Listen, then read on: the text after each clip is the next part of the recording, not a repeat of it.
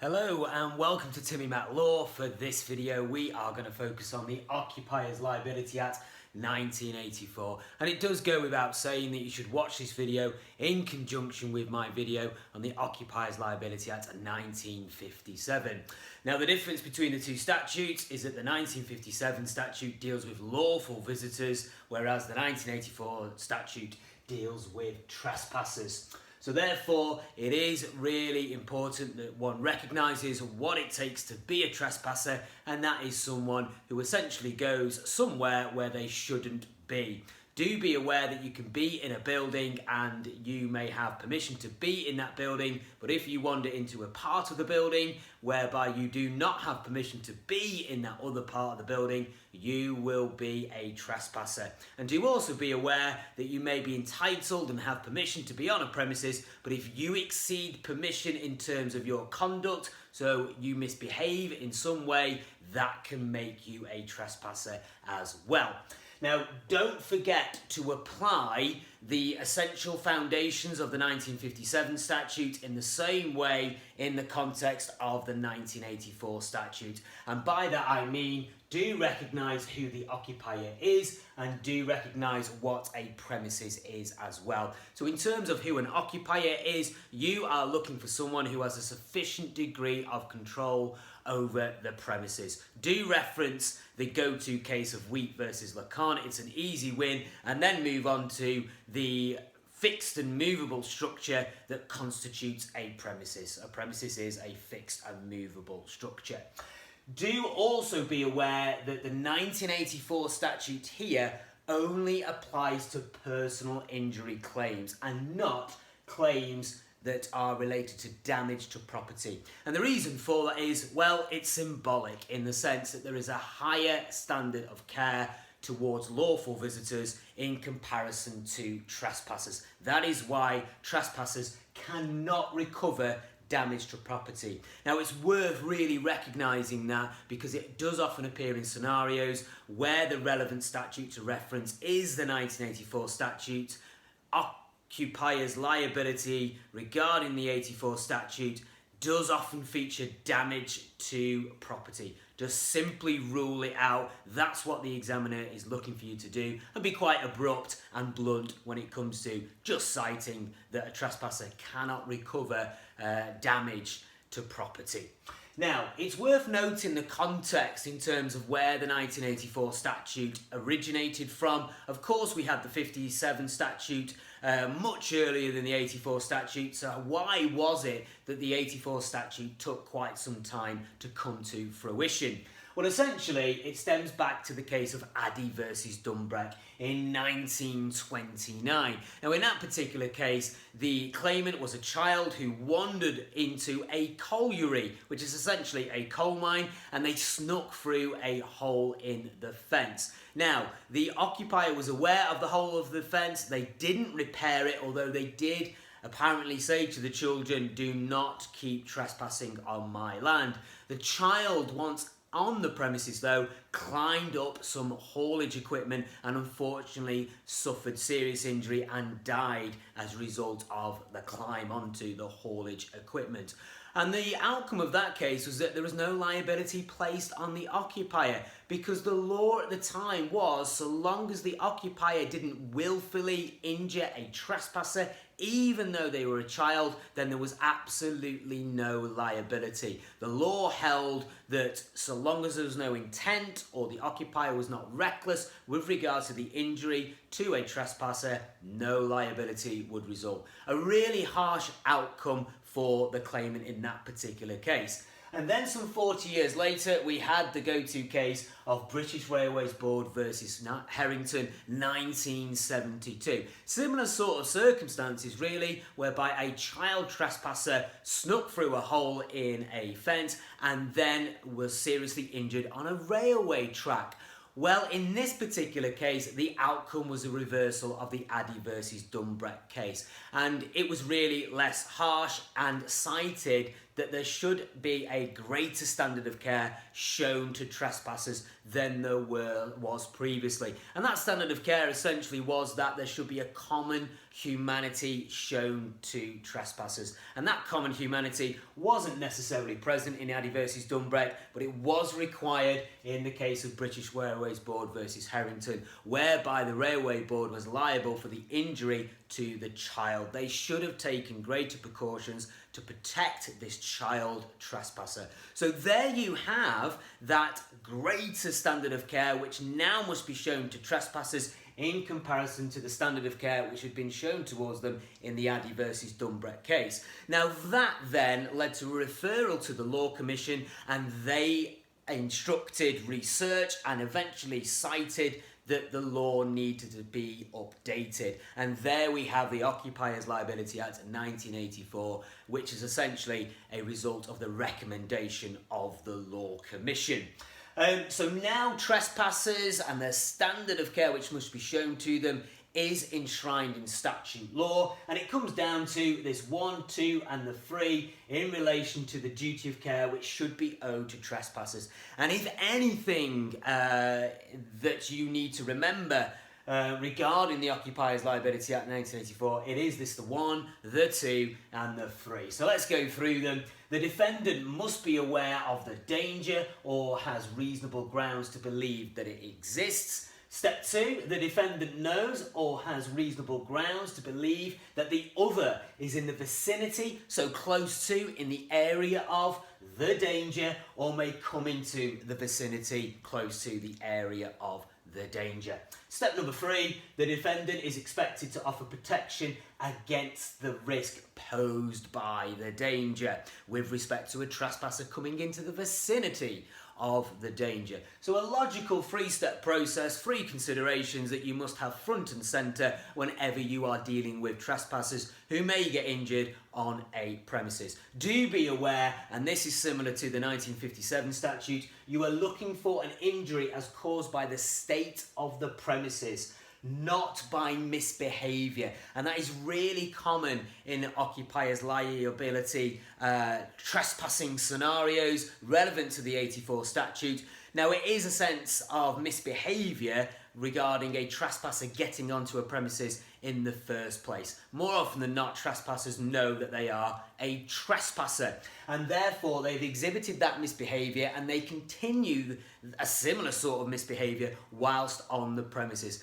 That can lead to injury, but you should discount any claim that is relevant to those particular circumstances. It has to be the state of the premises which causes the injury, not misbehaviour. So look out for things like fragile structures, structures which are in a state of disrepair, and discount any sort of stupid conduct that a trespasser may engage in when on a premises. Now what we're going to do is look at various cases which are applicable to the 1, 2 and the 3, and I'm going to cite various principles in relation to those cases. Just be aware though that the standard of care is so that the defendant must take such care as is reasonable in the circumstances. So they must take the defendant such care as is reasonable in the circumstances, and in short, if there is an increased risk of danger, they have to increase the level of precautions that they take. A common sense position, and you'll see common sense running through the outcomes of the cases that we've got here. So without further ado, do consider these circumstances. If the defendant, as the occupier, has taken reasonable care, there will be no liability. And this is highlighted by the case of Mann versus Northern Electric 2010, whereby a trespasser climbed a 19-foot high fence, which was topped with razor wire, managed to get onto an electricity substation and proceeded to injure themselves by falling off. Well, that sounds to me like reasonable and practical precautions as taken by Northern Electric, the occupier. It should be considered that if you are a determined trespasser, you would look to get hold of perhaps a ladder that is 20 feet high, which would allow you to get over the 19-foot fence. And therefore, one shouldn't underestimate the determination of a trespasser. And in essence, where does the practical precautions stop? Well, I think one would reasonably argue that reasonable precautions had been taken by erecting that 19-foot high fence and topping it off with razor wire. So essentially, the trespasser had to take responsibility for their actions, and therefore Mann versus Northern Electric did not satisfy step 3, because the defendant had offered protection against the risk sufficiently. Next circumstance to consider, and it is the fact that adults must take responsibility for their actions, as cited by the case of Radcliffe versus McConnell, 1999. In that particular case, a student, so a young adult, but an adult nevertheless, had climbed over a locked fence and gained access to an outdoor swimming pool. They then proceeded to dive into the swimming pool, suffering serious injury and paraplegia as a result of injuring their neck. Now, there were warning signs around the swimming pool, warning any potential swimmers that it was a shallow end and no diving. They were ignored, and equally, the swimming pool did not pose a risk in itself. It is an obvious danger, and really what constituted the risk here was the misbehaviour of the adult in climbing the fence and diving into the swimming pool when there was no lifeguard available, and indeed the swimming pool wasn't even open in itself. So as an adult, you must take responsibility for your conduct. Next case, practicality of precautions. Now, do consider these, do recognise what is realistic in terms of the practicality of the precautions which can be made. And in this particular case, Tomlinson versus Congleton Borough Council, 2003, Congleton Borough Council transformed an old sand quarry into a beauty spot, into a countryside park. And in this countryside park, there was a lake.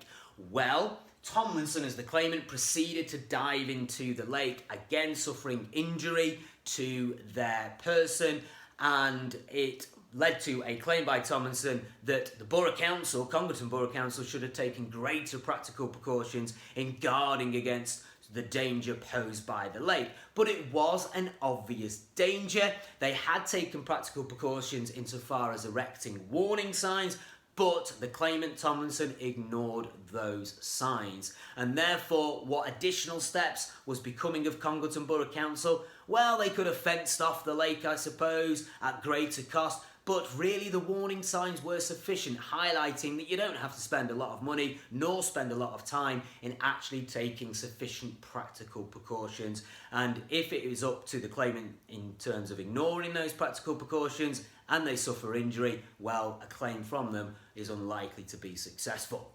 Moving on, there is no liability if there is no reason to suspect a trespasser on the premises. Rather curious case here in Higgs versus Foster, 2004, whereby a police officer engaged in a surveillance operation came onto the defendant's premises. Now, they didn't have permission to be there, even though they were a police officer, hence why they were a trespasser. But whilst on the premises, the police officer fell down an inspection pit, which I presume was a big hole in the ground. It did constitute an obvious danger, but more importantly, there was no suspicion on the part of the occupier that a trespasser, in this case a police officer, would come onto the premises, and therefore there was no liability whatsoever. Discounting step number 2 there. The defendant knows or has reasonable grounds to believe that the police officer, was in the vicinity of a danger, or maybe in the vicinity of a danger. And in that case,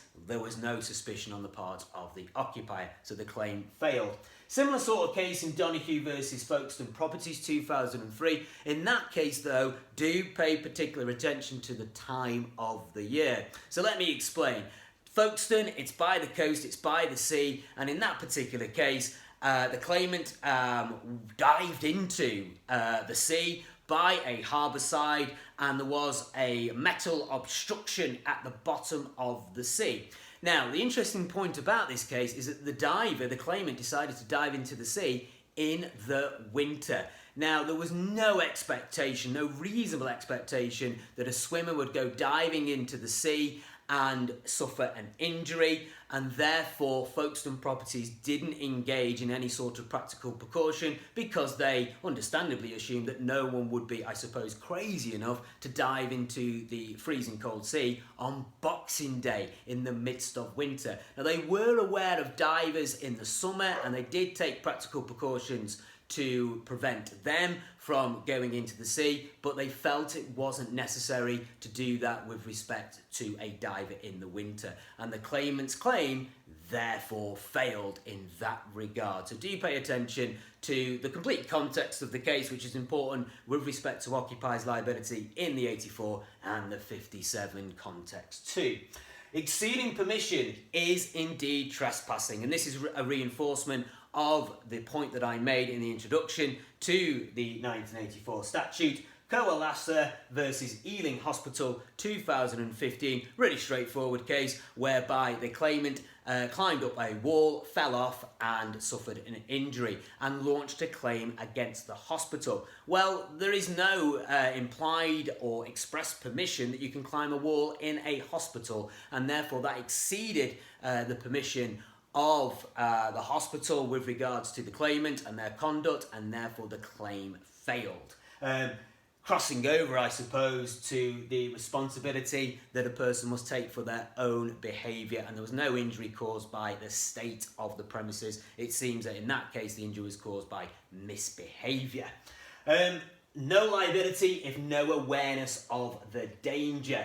And that really does equate to step number one, no liability if no awareness of the danger. In the case of Rhines versus Astley Water Park 2004, the claimant dived into a lake. There's a common theme here, isn't there? But at the bottom of that lake, there was a hard fiberglass container. And yet the defendant, the occupier, had no knowledge of that fiberglass container being at the bottom of the lake. And therefore, the claim failed on that basis. You can't guard against risks of which you have no knowledge of.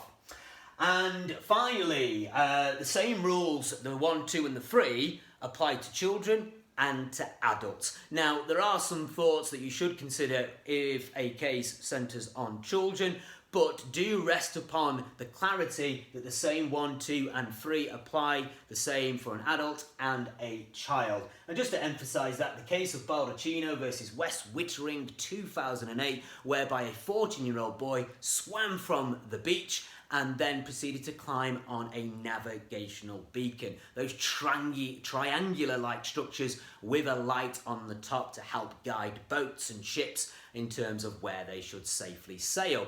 So the boy climbed on the beacon, dived off, and suffered, surprise, surprise, a serious injury. Well, there was nothing inherently dangerous with the state of the premises. It was the misbehaviour of the child who had actually trespassed by going onto the navigational beacon without any sort of permission, and I am using the same sort of rules for that case as I would do for an adult. So do look at the 1, 2 and the 3 in circumstances involving a child and an adult in a similar sort of way. But that said, warning notices must be understandable, and you should consider that warning notices must be understandable to an adult and to a child of the age involved in the case. So if you suspect really young children are trespassing on a premises, then make sure your warning sign is as clear as possible and is understandable to a child of that age. Do consider, though, that if they are particularly young children, you've got to beg the question, where are the adults supervising the child as well? And it should be considered, too, that children are generally less careful than adults. Have a look at the case of Young versus Kent County Council 2005. And in that particular case, a youth club which was being hosted at a school led to a gathering of children, and one of the children climbed up a metal flue of an extractor fan, the metal flue being on the outside of the building, and the child climbed up on top of the roof using the flue as some sort of climbing apparatus. The child then stood on a skylight which was extremely brittle. Now the interesting thing about this case is that the health and safety executive, that governmental body which is in charge of investigating breaches of health and safety, they had actually cited the brittle nature of the skylight previously, and therefore the occupier, Kent County Council, who were in charge of the premises of the school, they were aware of the danger. They were aware that children came into the vicinity of the danger, and it was reasonable to expect that they should take a repair of the skylight. But they failed to do that, and the child unfortunately suffered serious injury by falling through the brittle skylight. So that consideration that children are not as careful of adults should be brought into the mix when discussing occupiers' liability cases in the 1984 statute context. Do finally remember that contributory negligence and valenti non-fit injuria are really important features normally of a scenario involving trespassers. If a person is knowingly a trespasser, they really have contributed to their own negligence in the first instance, and therefore they will have to accept some fault for their actions, reducing the amount of the claim according to their level of fault, which may be awarded to them. So contributory negligence, big feature of occupiers' liability scenarios involving trespassers, and equally it's perfectly possible that the full defence of consent, valenti non-fit injuria, can also be possible, whereby the trespasser was fully aware of the nature and the degree of risk, and therefore if that can be applied, there is no liability on the part of the occupier. I hope that was very useful for you. Thank you for watching.